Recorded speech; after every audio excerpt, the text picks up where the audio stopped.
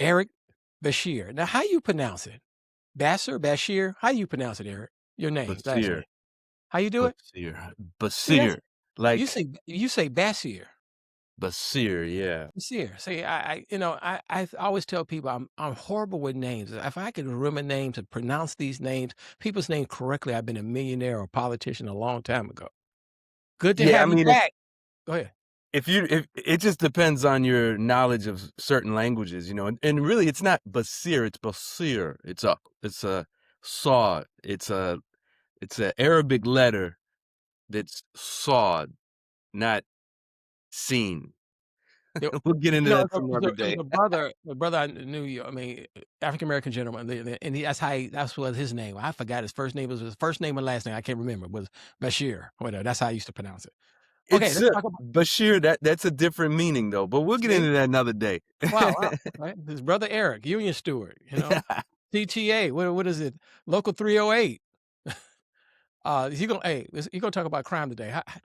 I don't take the CTA because I'm a scaredy cat. I'm scared to get on the CTA because of my fear of crime. So how would you stop crime on the CTA? Well, the way to stop crime on the CTA is the way we stop crime anywhere, and that is through the elimination of poverty. Poverty is inextricably linked with crime, and as long as there is a lack of opportunity, disenfranchisement,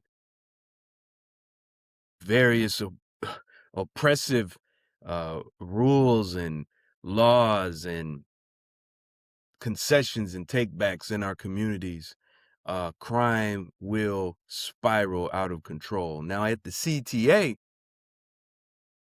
to mitigate the situation requires the management, and those are the people who our union has bargained with for our working conditions and wages. So the Chicago Transit Authority management is ultimately responsible for what's going on as far as crime at the CTA, the violence and the robberies, the assaults.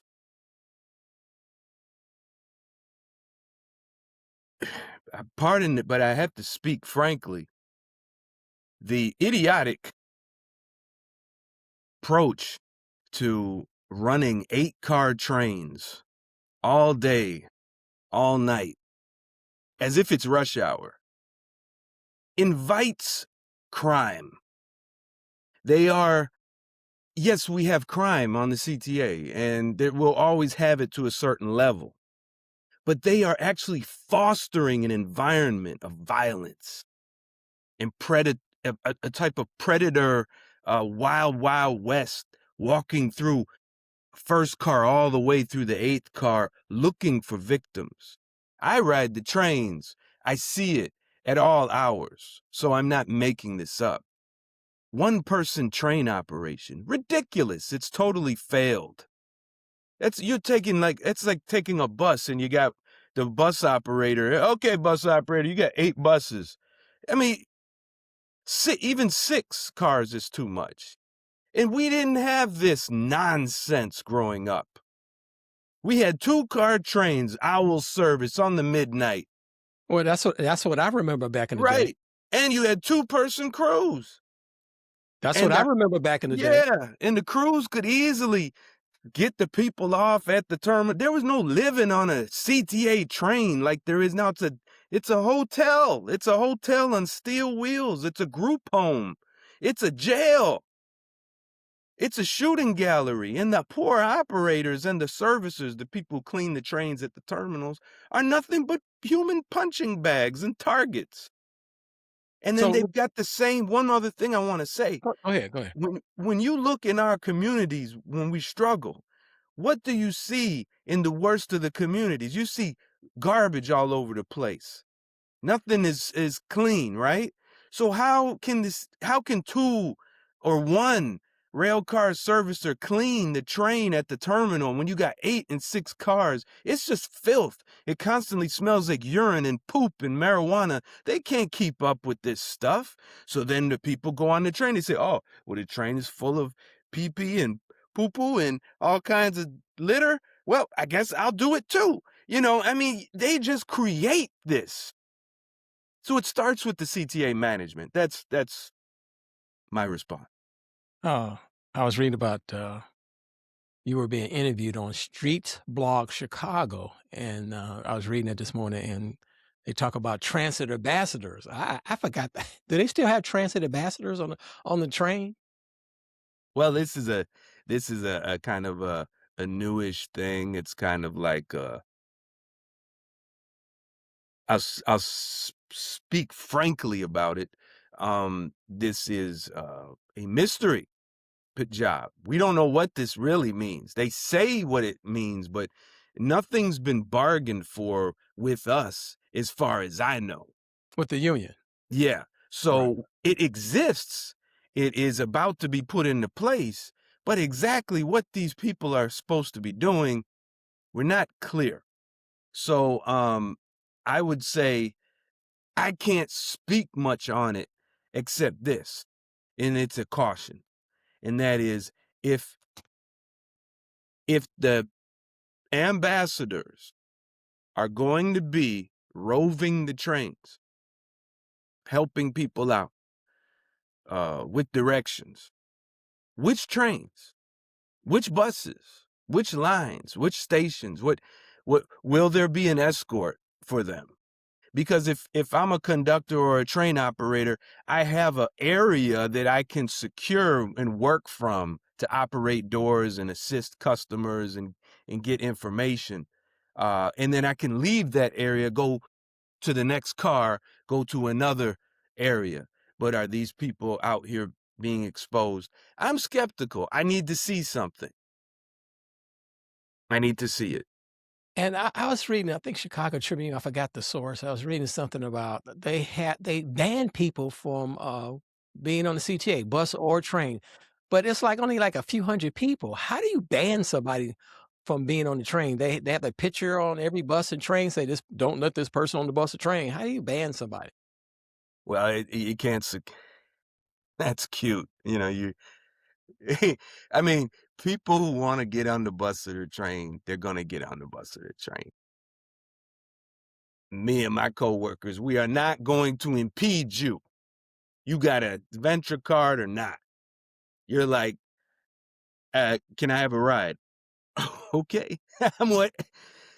Can you let me in? No, I can't let you in, but you can go under. People will go under the turnstile, over the turnstile. You see it a lot in New York on the videos with New York is a much Yeah, larger I town. mean, It happens there. I imagine it happens here on a smaller it's scale.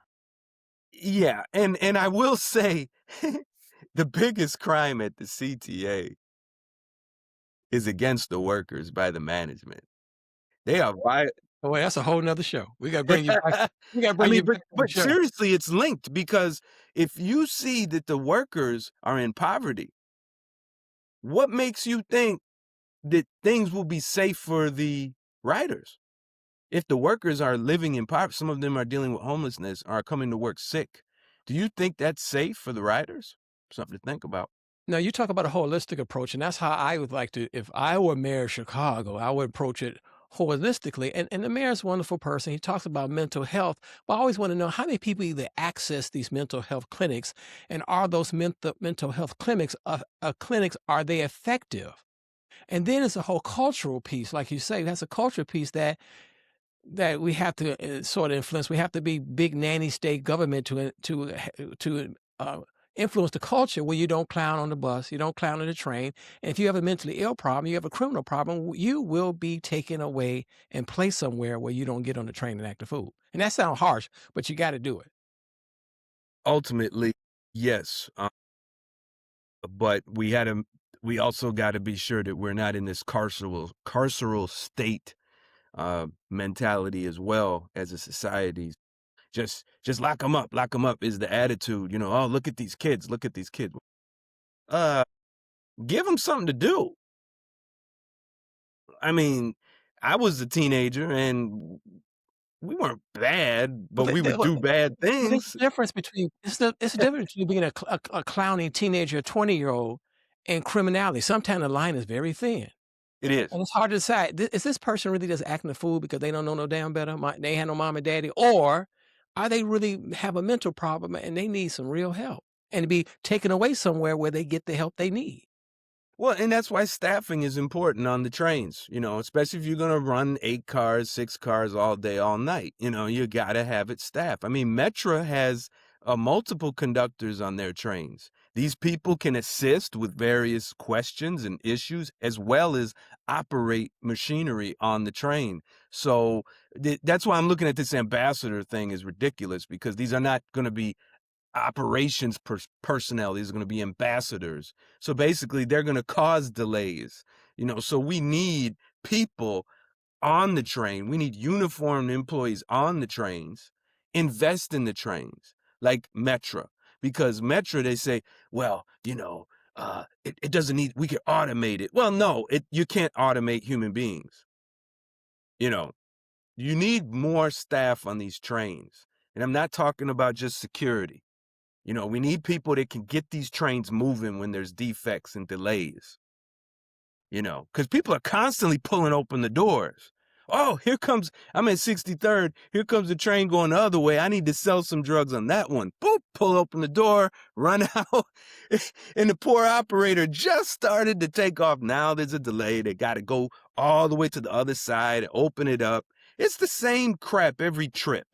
Yeah, I but had, the when I Metro, was, real quick, Metro for those out of they live in New York or Chicago, we have a whole other service, commuter rail, but they have fewer stops. So if you clown into one stop and the next stop is 2 miles, 5 miles away, we can call the police or the Metro police, or whatever, and be ready for you at the next stop and get you off the train. It's much harder on a bus or L train, CTA L train, right? Much harder.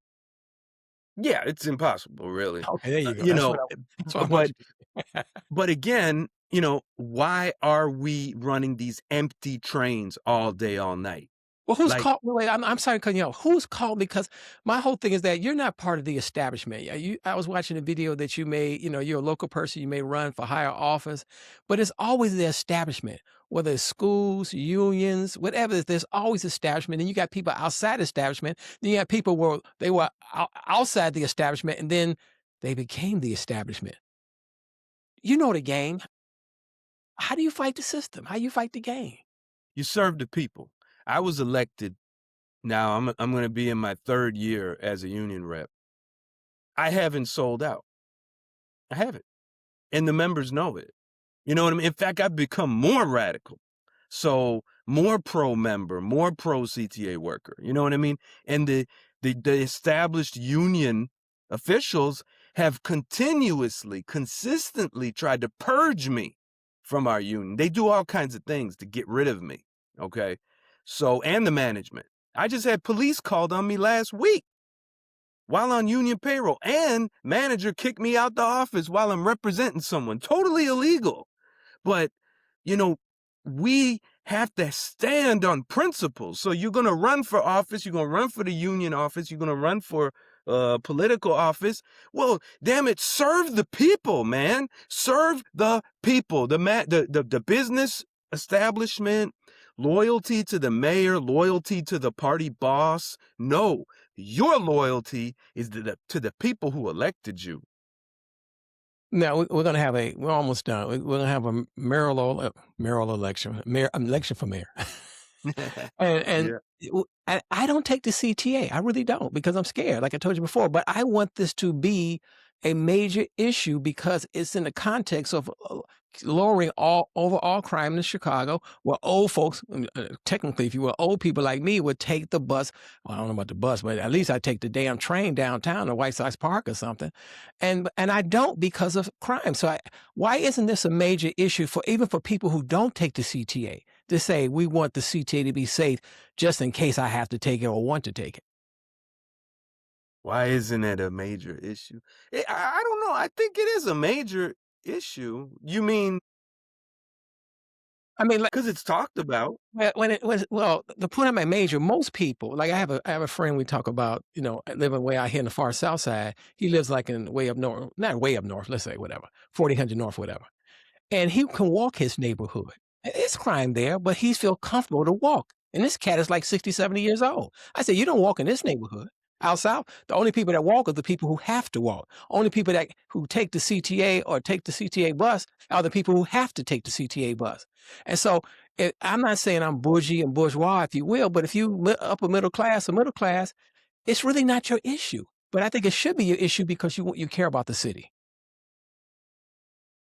And so the mayor, you're saying the mayor has to. People don't take the damn train, so it's not their issue. You know what I'm saying? CTA, that ain't my issue. I don't take the damn thing. It's too damn scary and Okay. dangerous. So, but it should be our issue, even though it's not our issue, because we should care about the city and care about that, even though that's not our issue. That should be for those who want to take it, those who take it rarely. It should be a safe, clean, great experience to have.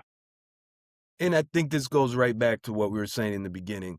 The safety is holistic. Safety is for everybody. Once we start eliminating poverty, the consequence citywide, the consequence will be less crime everywhere, including the CTA.